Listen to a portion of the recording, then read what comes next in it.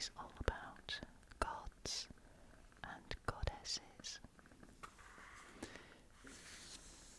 Let's take a look inside.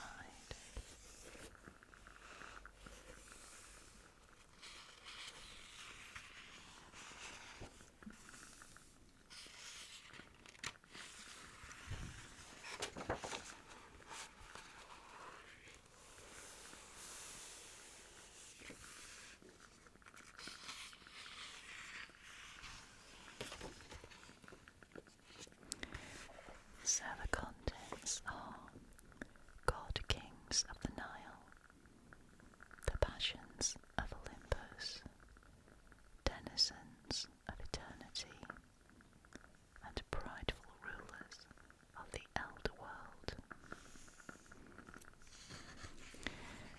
So I think we'll start with one. God Kings of the Nile. Starts with this gorgeous illustration. Divinities of preternatural wisdom and awesome powers, the gods and goddesses of Egypt were depicted, sometimes in human form, sometimes with the heads of the beasts and birds that were their mystical symbols, jackals, lions, ibis, and other creatures that dwelled in the desert and on the verges of the Nile.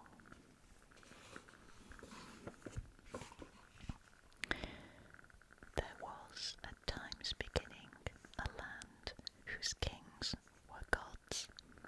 This was Egypt, womb of magic and birthplace of the sun. In every generation, its pharaoh was a deity, the scion of a dynasty that began at the creation. He was the lineal descendant and literal incarnation of Ra, the solar patriarch, of falcon-eyed Horus, and of Osiris, lord of the underworld. His subjects hailed him as the source of all life, shepherd of the land, guardian of the harvests, controller of the Nile. Under his hand, Egypt flourished. In an empire so blessed, great things were possible. Priestly scribes dipped reed brushes into paint to record the conquest of the sea people, the Hittites, and the men of Cush. On the towering columns of the magnificent temples of Luxor and Kamak, sculptors lauded their rulers in stone. By the light of oil lamps, artists limned their lords' life histories and glories on the inner walls of burial chambers. This they did for the enlightenment of the departed, whose winged souls would emerge each night through the false doors drawn on their coffins to read the papyrus scrolls set out for them.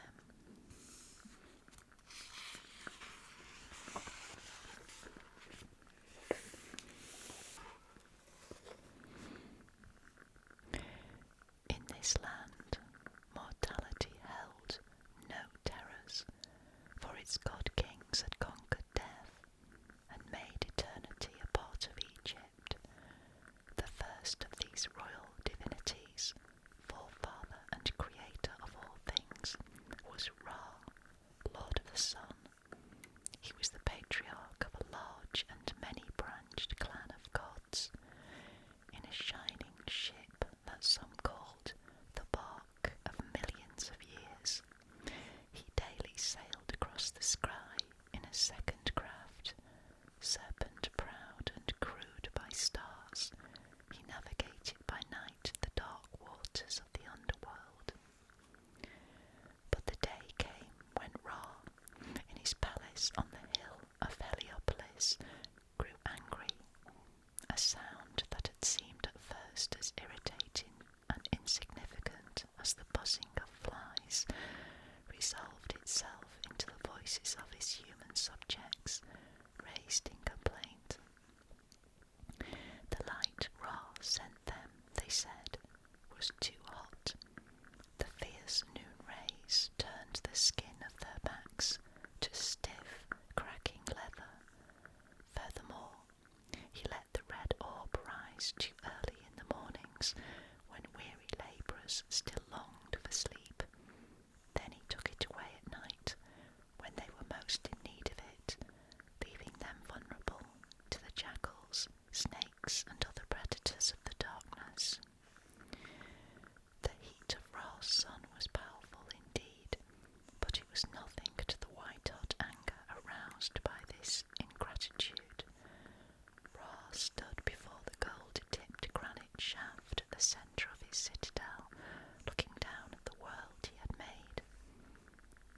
west, the broad Nile was in full spate, bringing life to the soil and wealth to the farmer. Ra looked north to the canals, islands and floodplains of the river delta. Through the bulrushes he saw the white-sailed barges plying the waterway, saw the fig trees, date palms and acacias that lined its banks. To the south he perceived a human anthill of slave labourers at work in the necropolis, hauling tubs of mortar and baskets of bricks to build some great man's tomb.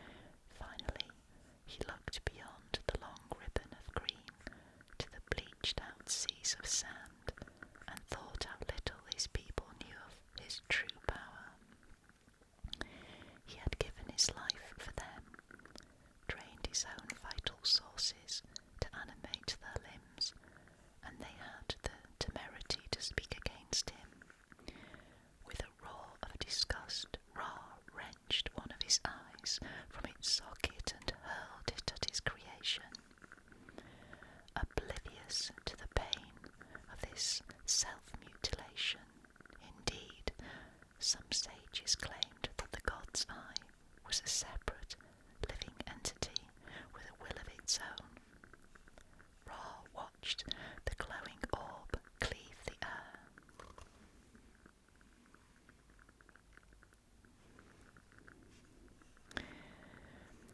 Far below him, he saw the faces of ungrateful humankind contort with horror. The eye, mid-flight, had shifted its shape and become a goddess, bent on destruction.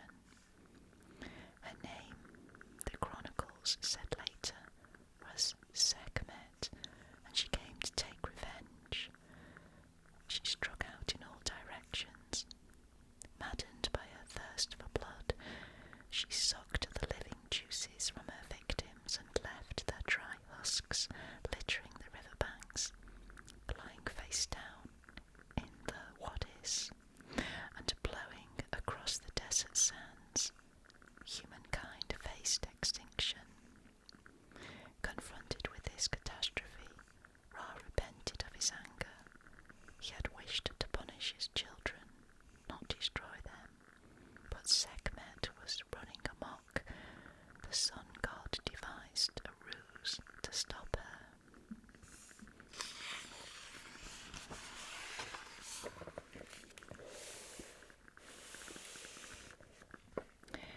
Knowing that she was avid for more blood, he brewed a potent beer from red barley. Then he mixed it with a powder made from mandrakes, the roots of forked and human shape that shrieked when torn from the earth.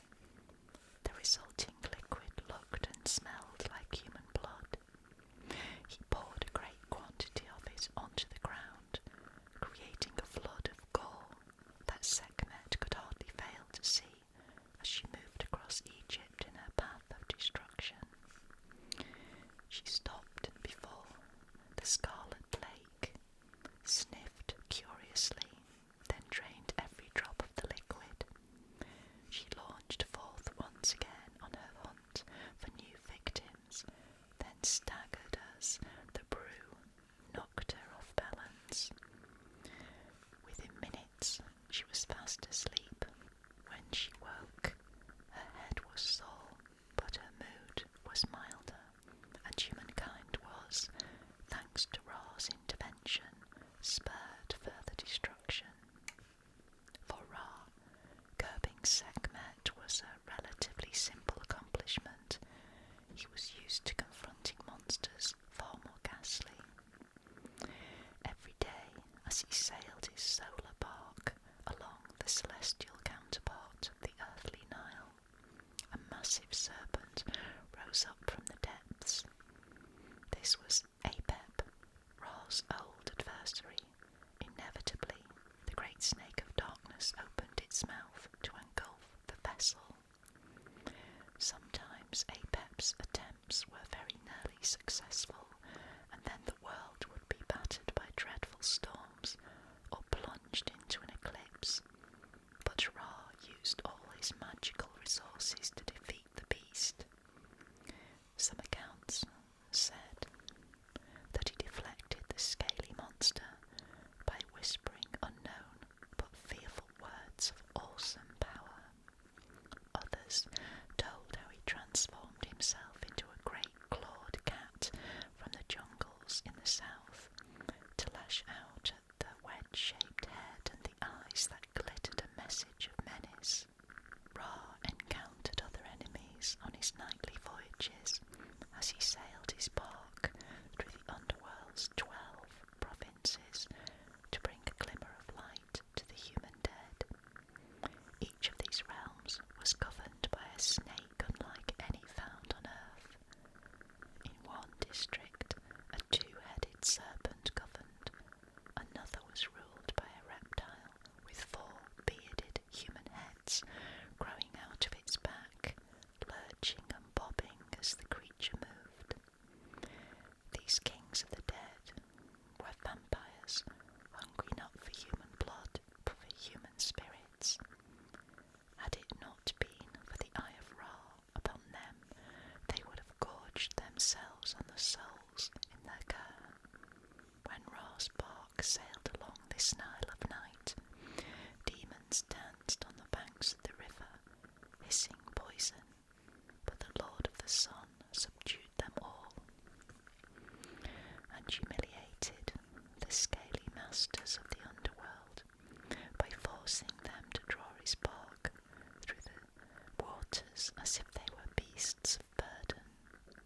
Small wonder then that Ra turned bitter when faced with the thanklessness of his human subjects. He withdrew from Heliopolis to dwell in heaven. Soon he felt himself growing old and tired. His mind wandered and his conversation with it. In his great white mansion, servants scurried back and forth in obedience to his increasingly contradictory commands. Ra's children and grandchildren, gods and goddesses themselves, laughed behind their hands. The old king still held the Ankh, the looped cross that was the key of life and symbol of royal power, but the younger members of his household chafed against his caprices and irrational demands. Yet one of Ra's family, the goddess Isis, took no part in such rebellious murmurings. True, she recalled from the old king's yellow fingers when he sought to greet her in a great grandfatherly embrace, and she averted her eyes when he hobbled, propped up by attendants, to and from the barks of day and night. For Isis, the power plays and court gossip of her relations had little interest. She was solitary, who kept her own counsel. Her family left her to herself, and this suited her purposes. She spent her days far from the turquoise and marble halls of the royal house, in wild, lonely places unmarked on any map. There, away from prying eyes and the ears of palace spies, she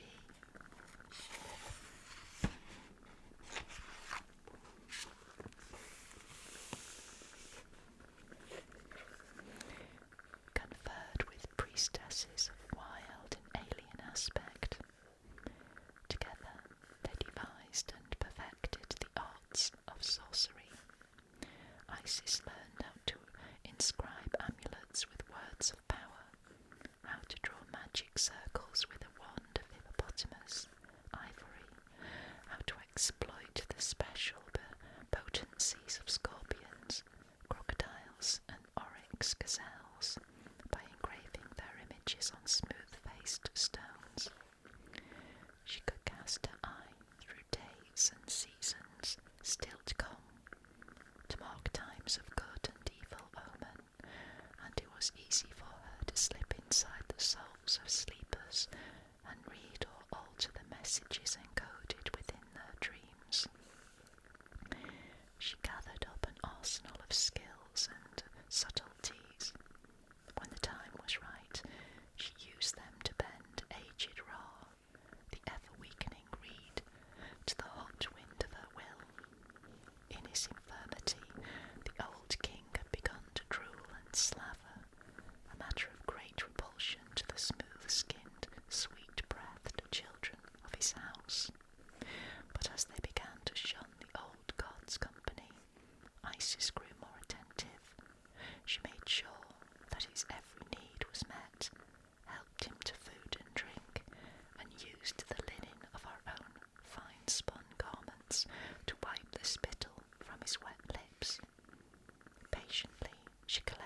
his saliva each night, wringing out the liquid from her gown with tightly clenched fists.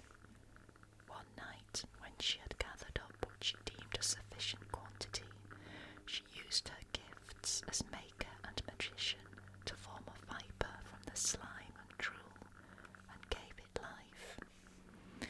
On the following morning, when Ra went down to the river, the serpent of Isis slid across his path and buried its fangs in his flesh. As fast as rumour, the poison spread throughout his body, he sweated and shivered, babbling incomprehensible, arcane secrets in his delirium. Creator though he was, this reptile was not of Ra's own making. Without knowing its secret name and its innermost essence, even he, greatest of the gods, was powerless to confect an antidote. As the venom bubbled in his veins, his howls could be heard in summer, in Syria, and in the far kingdom of Kush, as well as in the 12 regions of the underworld. The royal family gathered about their fallen patriarch. Gods and goddesses they might be, but they had no way to help him, and the distress on their faces was deep and unfeigned. Then Isis rose up in the midst of the multitude, cleared her throat, and announced that she might, just might, know a cure.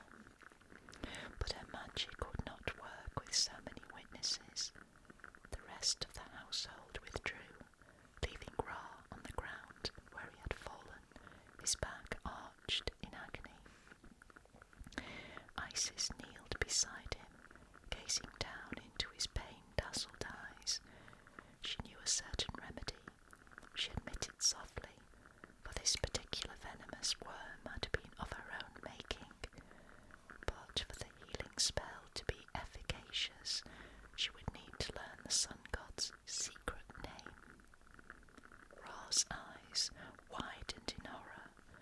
No request in the world could have been more outrageous. Better for a king's nakedness to be seen by strangers than for anyone, even his own flesh and blood, to learn his.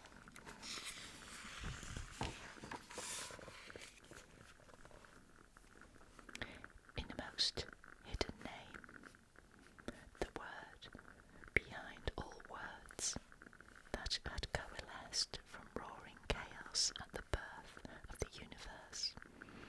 It was the essence of his spirit and his godhead, the key that unlocked his power. Even in his agony, Ra hesitated. Isis smiled down at him. Then his hands and feet began to swell, came near to bursting, and his face filled with flame. He struggled to lift his head. Isis lowered hers. With a cracked, blackened tongue, Ra pronounced the secret syllables. For one moment, a silence as deep as death fell upon creation. The flies stopped humming and hung motionless in the air. The Nile seemed for an instant to pause in its flow. Down in the tombs, the bandaged dead tossed and murmured inside their painted sarcophagi. Something had changed in the order of the universe. Then Isis reached out her hand and kept her promise. She sang a spell so potent that no scribe would ever have dared to write it for posterity.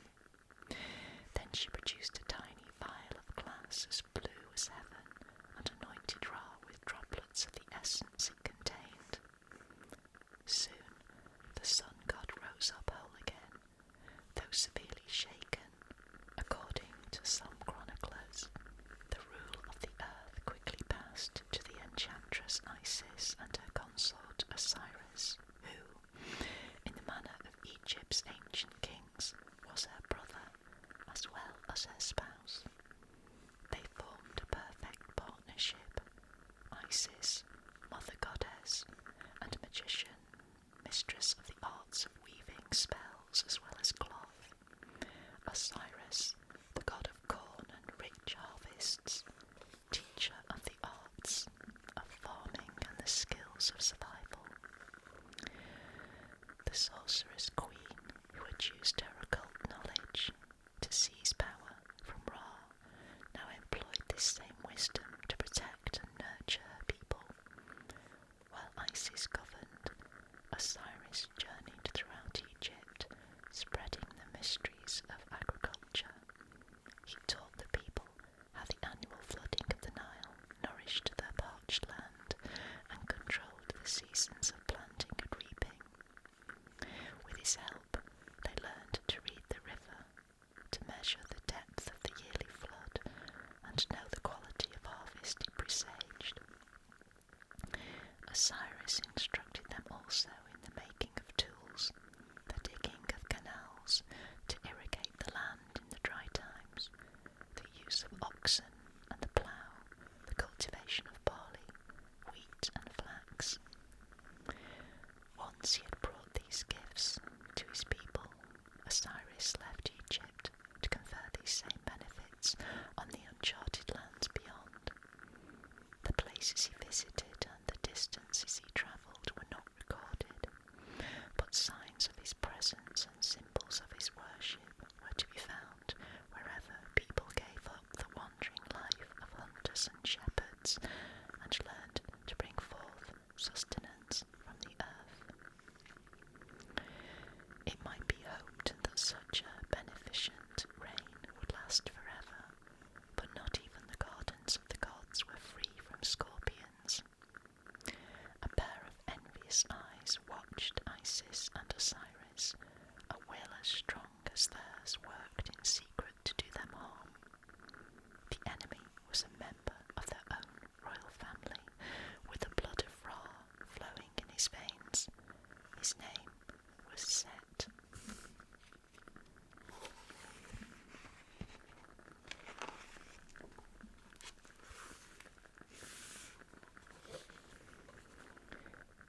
Patron of mayhem, war and natural disasters, he loved the sound of tearing flesh.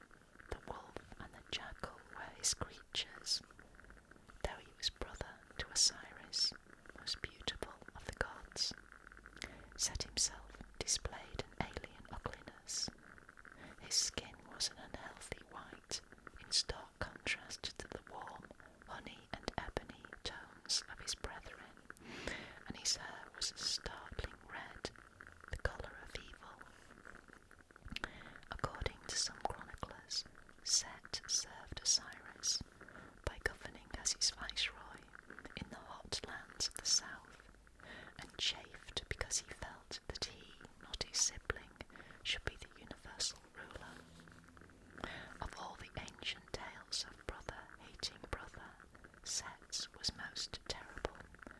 He had at his disposal all the powers of godhood, and used them with the cold cunning of a thief who slips through alleys to cut throats as readily as purses. From birth, Set had been ruthless. It was said that when he waxed impatient in his mother's womb, he ripped and clawed his way to freedom. But as he grew, he learned the art of disassembling and discovered that a honey tongue could be as efficacious as a dagger. It was probable that Osiris remained unaware of his brother's hatred, for when the corn god returned from his wanderings, he accepted without hesitation Set's invitation to a feast.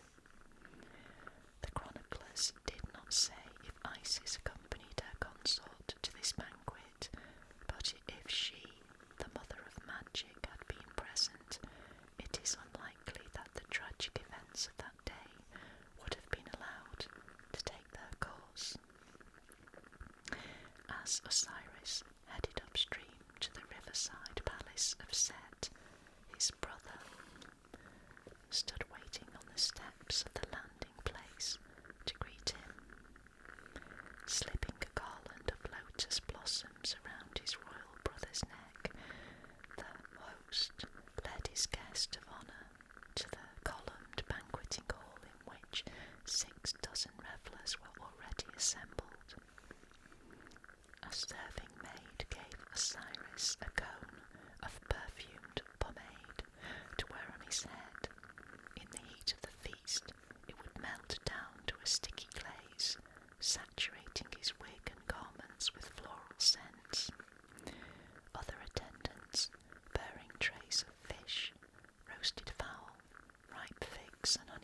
eunuchs threaded their way through the swaying dancers. Harpists, flautists, lute players and singers strove to make themselves heard over the din of laughter, gossip, vows of eternal friendship, and the clattering of plates and wine cups. Once Set satisfied himself that his guests were replete with the delights from his kitchen and vineyard, he signalled to the musicians and demanded silence. He proposed to offer his guests a diversion somewhat out of the ordinary, a competition for a prize worth having. At Set's nod, 4 stout servants carried a coffin of extraordinary beauty into the hall. The merrymakers were all wealthy connoisseurs of craftsmanship. They spent fortunes to furnish the tombs in which they anticipated dwelling throughout the afterlife, and whole villages of painters and artisans prospered in the execution of these patrons' commissions. Jostling and murmuring, they admired the coffin's elegant lines, fine veneer, and multicoloured inlays of ivory and precious stones.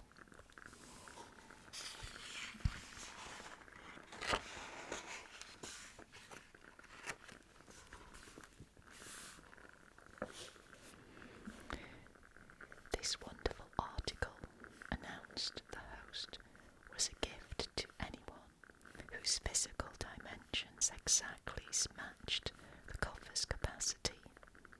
One by one, the tipsy guests attempted to lie down in the empty box.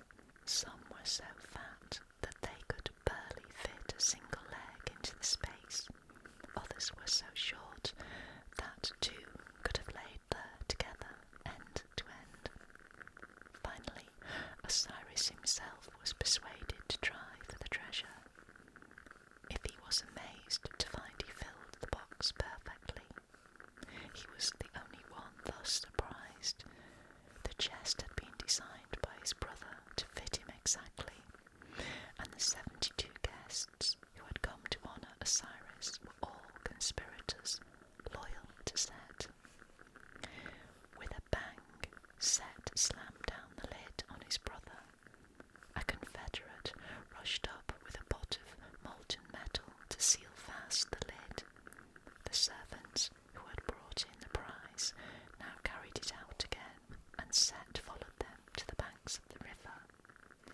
He stood on the same steps where he had first greeted his royal brother, and watched as he departed in very different circumstances. When the coffin had finally disappeared from view, he signalled to his musicians to strike up another tune.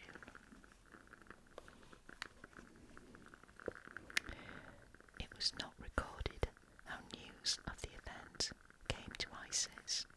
A mortal messenger, perhaps a boatman from the god's own barge, or a disgruntled servant escaping from Set's palace, may have brought the word, trembling with horror of the scene he had witnessed, and fearing the great goddess's fury. Or it may have been Isis's own perception of disaster that woke her, shrieking from her dreams.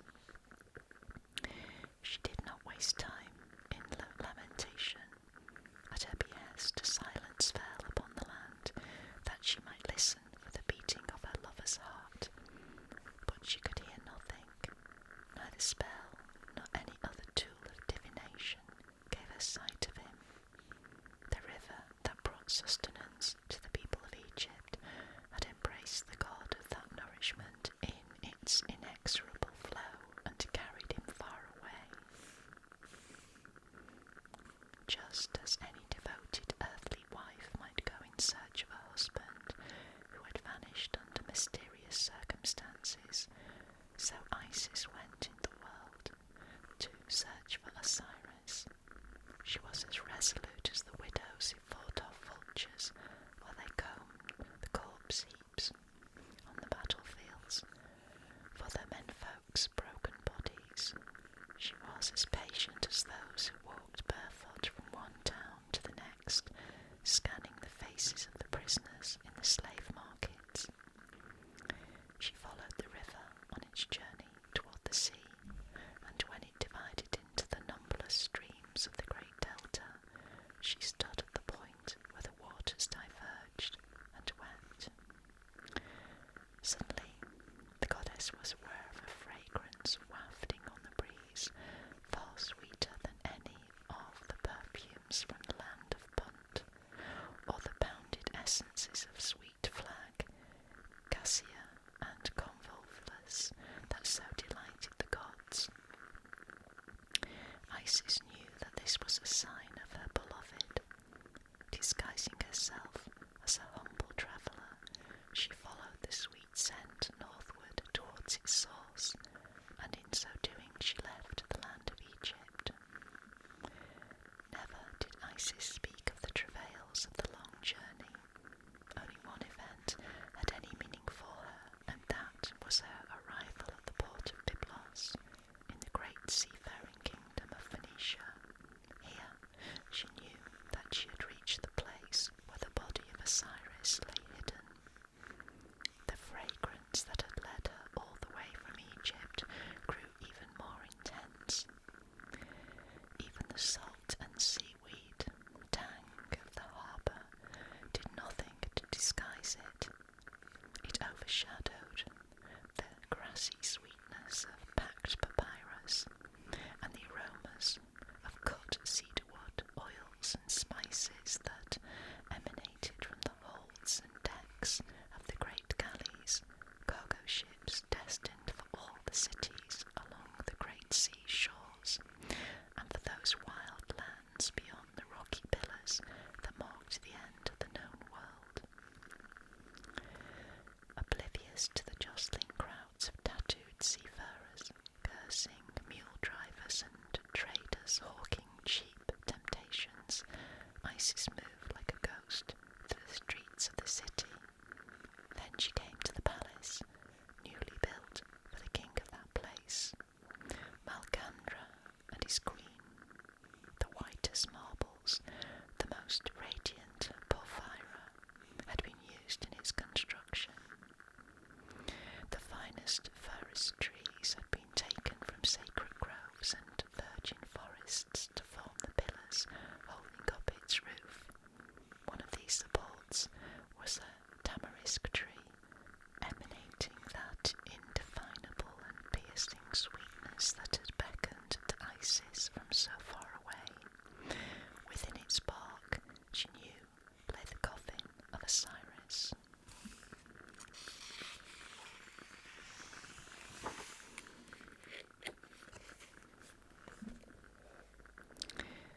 How the box came to be embraced within the tamarisk was a mystery which remained unsolved, but it was likely that the current which began at the Nile's secret source had finally deposited its divine burden at the foot of the tree. Enfolding the god of growth within its roots, the young tree flourished until it was the tallest of its kind, and was carried off by the questing architects to be used for Malcandra's palace. When Isis revealed herself to the king and queen, they showed her every kindness, immediately dispatching workmen to the forest to procure a replacement for the tamarisk pillar. They gave the portion of the tree containing the coffin to Isis. Only then, when her quest was at an end, did she give way to her grief. She wept as copiously as the Nile in fullest flood over the coffin containing the lifeless but still uncorrupted body of Osiris. So moved by her anguish were they that the rulers of Byblos gave her a retinue of guards and servants